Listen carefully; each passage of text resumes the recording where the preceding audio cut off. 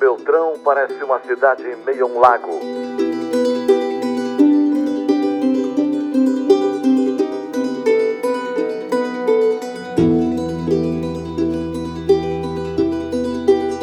As águas tomaram conta de 1/3 do perímetro urbano. O rio Marrecas subiu 10 metros acima do seu nível normal e alagou até a Avenida Júlio Assis Cavalheiro. –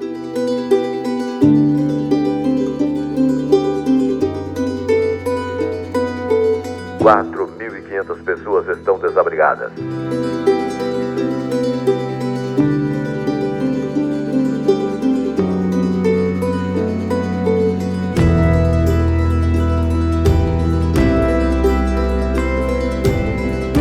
O prefeito decretou situação de calamidade pública devido à maior enchente da história.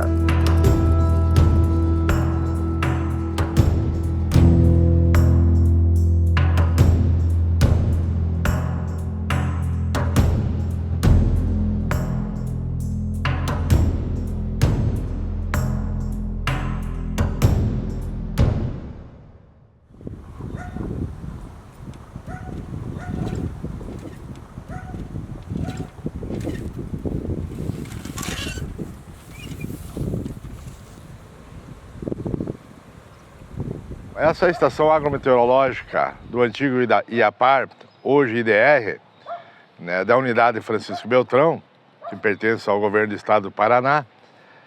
Ela existe há mais de 50 anos na coleta de dados. Desde a temperatura ambiente, velocidade do vento, temperatura do solo, umidade relativa do ar, chuvas. Então, todos os dados assim que mais significativos na climatologia para a nossa região aqui é captado nessa estação, né? Então, qualquer fenômeno que aconteça, né, sendo visual ou sendo registrado, né, o mínimo que seja, a estação, algum aparelho ele está registrando.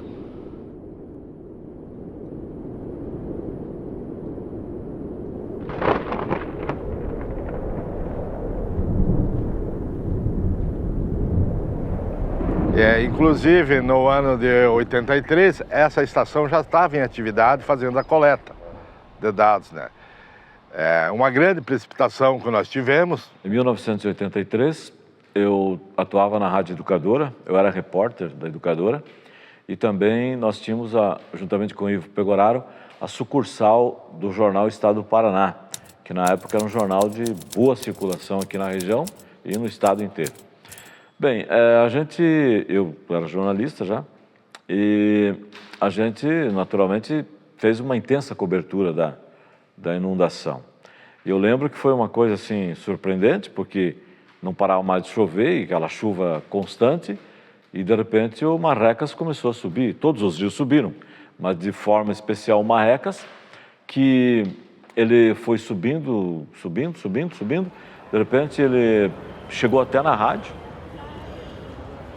Eu morei aqui desde o dia 24 de abril de 1976. Veio muitas vezes a água até na frente da casa, né? Mas em 83 mesmo, ela beirou lá no oitão da casa lá. E as duas grandes que deu, né, cobriu a casa. A cobertura ficou só de fora.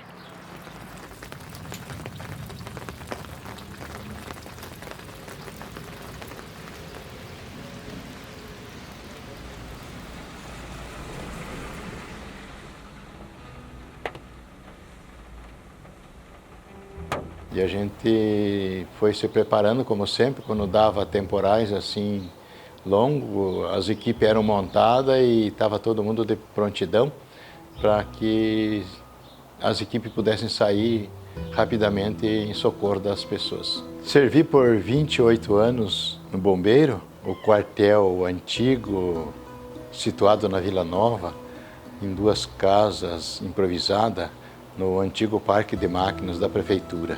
Eu lembro que eu fiquei o dia todo na rua, pelos bairros, e a maior parte do tempo andando de caico, pelos mais diversos pontos da cidade, entrevistando pessoas, entrevistando as autoridades, relatando como estava a situação em determinado ponto da cidade. Eu lembro que o bairro São Miguel foi muito atingido, parte do bairro Cristo Rei, aqui nos fundos do Arrudão, que ainda o Arrudão era novo, né? Recém-inaugurado, tinha sido inaugurado em 82, já a água cobriu toda aquela região ali. Eu lembro que a ponte da General Osório, ela foi coberta pela água. Em 83, quando deu a primeira enchente, a água subiu muito rápido. Não deu tempo para a gente tirar nada, nem roupa para a gente trocar. Saímos com a roupa do corpo, eu grávida, que em agosto já o filho nasceu, né? Perdemos tudo, na verdade. E a gente nunca teve ajuda de ninguém.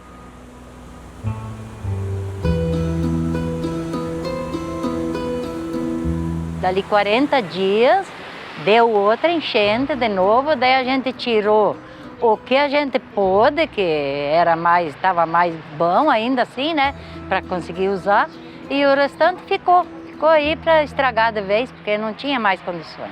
Que era exatamente nos fundos, né, dos barracões que passava o Rio Lonqueador, que hoje é no mesmo local ainda. Então toda aquela área que hoje está localizada a Cesul, imagina, é fábrica de móveis, então o que você tem lá dentro? Você tem móvel, toda a parte de móveis em estoque, as máquinas, é tudo no plano, né, no nível da rua. E nós tivemos aí, na primeira enchente, em abril, 2 metros de água dentro da fábrica. Então pegou toda a fábrica, não escapou nada, né? Inclusive a parte de escritório, de documentos, né? Nós tivemos assim uma coisa inesperada. A água nunca tinha chegado, pelo menos não tinha notícia que tivesse chegado àquela altura. Nós fazia a fiscalização olhando as beiras do rio, né? Quando o rio estava subindo muito, a gente marcava principalmente o Lonqueador, né? Que era na Vila Nova, onde represava as águas do Marreca, represava o Lonqueador e causava problema, assim como em outros locais, né? O trabalho maior era retirar as pessoas de área de inundação, né? Os caminhões, então, iam tirar mudança, as pessoas, e alertar outras pessoas para saírem dos imóveis, porque a água estava subindo muito rápido. Então era um trabalho que se estendia a madrugada inteira, dia e noite. A cidade, lógico, era bem menor, né? Mas tinha muita ocupação de beira de rio, né? Do Marrecas, do Córrego Progresso. O Lonqueador até que não atingiu muito, mais próximo ali do Arrudão. Muita gente foi surpreendida, e os relatos mais comuns eram esses. Eles não esperavam que a água chegasse onde chegou. E muita gente foi deixando, não vai subir tanto, não vai subir tanto. E quando viu, estava com a água dentro de casa. E aí muita gente teve perdas enormes, né, ali em função disso.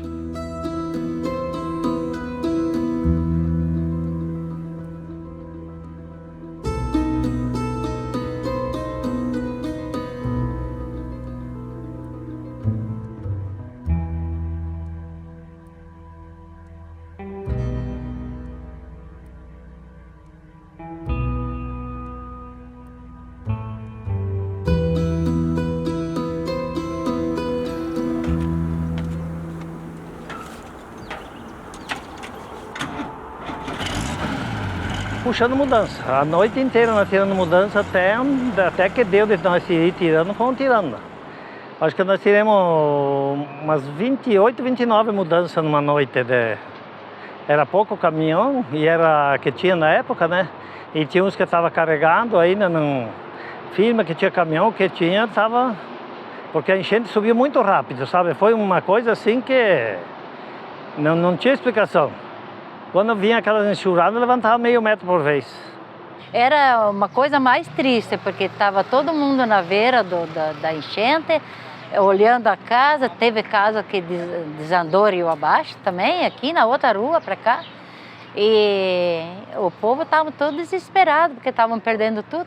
Praticamente 30 dias depois, outra enchente, maior ainda. Aí foram 2,5 metros de água. Então, praticamente o que tinha sobrado da primeira, ou que tinha sido recuperado, foi totalmente destruído também nessa segunda fase da enchente. Algumas famílias iam para casa de parentes, né? Mas outras a gente teve que levar para o pavilhão da igreja, onde lá recebiam alimento e lugar para descanso. Ficou uns 4 dias a água na casa. Aí quando baixou, a gente entrou e lavamos mais grosso com a própria água da enchente, porque não tinha água de rua, a gente tinha poço, mas o poço estava cheio de sujeira. A gente se abrigou na casa do meu primo, o senhor Franquelino Saquete, ficou 28 dias lá. Depois que quando abaixou, porque ficou dias, a enchente não abaixou rápido, ela ficou tempo, né? Aqui, para tu ter noção, aqui no São Francisco andavam de caico. Da água subiu lá para cima, né? Foram dias atípicos. A cidade praticamente parou, né? Virou vou dizer assim, um clima... O pessoal, todo mundo saiu para ver enchente, né? Então era aquela loucura de gente andando para cá e para lá e acompanhando e tal. Mas houve, assim, por outro lado, um movimento muito grande de solidariedade. Após as enchentes é que se começaram a fazer reuniões para resolver o problema, que as enchentes aconteciam periodicamente, mas nunca tinham atingido aquele nível, né? Teve umas na década de 50 em que foi significativa, mas a cidade não tinha ocupado tanto as margens de rio, estava próximo aos rios, então não afetou muito a população. Ao contrário dessa, né, que já a cidade tinha crescido e tinha ocupado muito espaço, né? Na época de 83, dos registros que a gente tem, a gente estava com o fenômeno o El Niño em atividade. Só o El Niño que ele faz o aquecimento das águas oceânicas lá e tal, que a tendência esquenta as águas da nossa região aqui, do Oceano do Pacífico, e que a tendência de chuvas maiores são para a região sul. Descobriu-se depois que em 1972 foi elaborado um plano de contenção de cheias para Beltrão, 1972. Era o Denis Schwartz, o prefeito da época, através do DNEOS, né? Para uma empresa de Porto Alegre, chamada Magna Engenharia. Eu sei que uma das alternativas já previa a construção de um túnel para desviar o Rio Marrecas, só que não era esse túnel como foi construído agora. A ideia seria fazer um túnel ali na região do Cristo Rei, passar debaixo do morro ali que sobe para o aeroporto e desembocando onde fica a Gralha Azul, mais ou menos seria essa a ideia na época. Mas o custo seria absurdo na época. Era a construção de diques às margens do rio, né? São duas avenidas elevadas e com casas de bombeamento para bombear a água que chegava nos córregos para dentro do rio. Teria que ter desapropriações e pelo custo da época equivaleria mais ou menos a uns 3 a 4 orçamentos do município. Aí se partiu para opções mais em conta, a dragagem, a limpeza do rio, algumas obras paliativas. Nisso se conseguiu então com o próprio DNOS 2 dragas. Então essas dragas foram dadas uma reforma nela e elas começaram a dragar. Elas levaram mais de 4 anos fazendo serviço na extensão do rio, né? Tiveram que desmatar toda a margem para poder largar o rio e fazer os trabalhos.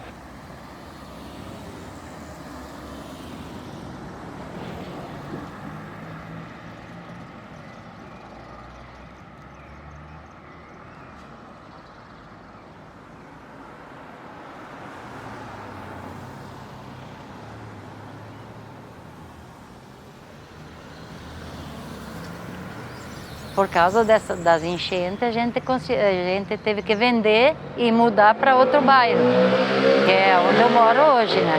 Mas aí, aquela questão, quando a gente tem em mais pessoas, eu acho que isso que é bem importante. Daí um acaba dando força para o outro, abraçando, né? E dando forças, né? E aí que nós resolvemos, então, não, vamos continuar. Mas, vamos continuar, mas vamos recuperar, mas vamos mudar daqui. Em 1984, nós mudamos, então, aqui para essa nova área, né? Mas só que para recuperar todos os prejuízos que uma enchente dá, você não consegue, né? Mesmo que você tenha recursos que você vai buscar em bancos e, né? Teve muita gente que foi embora, né? E eu mesmo levei mudança para Cascavel depois. Levei umas 3, 4 mudanças para Cascavel, de gente que saiu dali na época. Então se começou a se preocupar, reuniões de doação comercial, CDL, entidades, Rotaries, em o que se poderia fazer para reverter essa situação, né? Construtora Salvati. Projetos arquitetônicos, cálculos estrutural, projetos de instalações hidráulicas e prevenção contra incêndio. Planejamento urbano. Execuções e administrações de obras. Empreendimentos imobiliários. Construtora Salvati, uma empresa do Grupo Mazzocco Salvati. Beltrão não tinha edifícios de porta, né? Era tudo máximo 4 pavimentos. Aí nós conversando, eu e o Darcy Serragno, engenheiro civil, né? Em que a gente poderia fazer, né? Daí ele falou, olha, lá em Moarama o pessoal está fazendo edifícios em condomínio. Falei, como em condomínio? Ele explicou. Nós podíamos dar uma sugestão para o pessoal fazer isso, pelo menos alguém está acreditando na cidade, né? Aí nós lançamos o edifício Maria Adriana, né? Que foi o primeiro deporte da cidade. E aquilo animou, o pessoal aderiu e em pouco tempo saiu 6, 8 edifícios de deporte. Então com isso começou a mudar o pensamento, né, das pessoas. Não é uma enchente que vai atrasar o desenvolvimento da cidade, né? Já se passaram tantas, vamos continuar, né?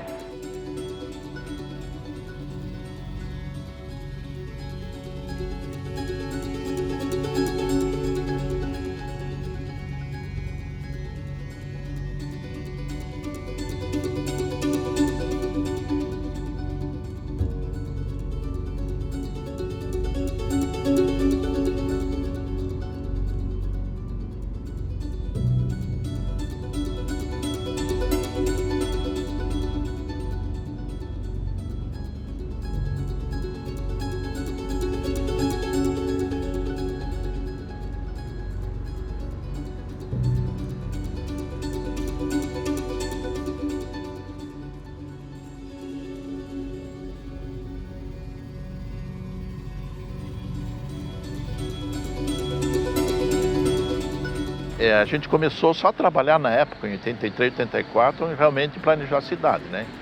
Desde as obras das cheias, os contornos daquela época, o Parque Alvorada é um projeto daquela época. Então, hoje, claro, você olha aquilo e diz, não, né? Passou.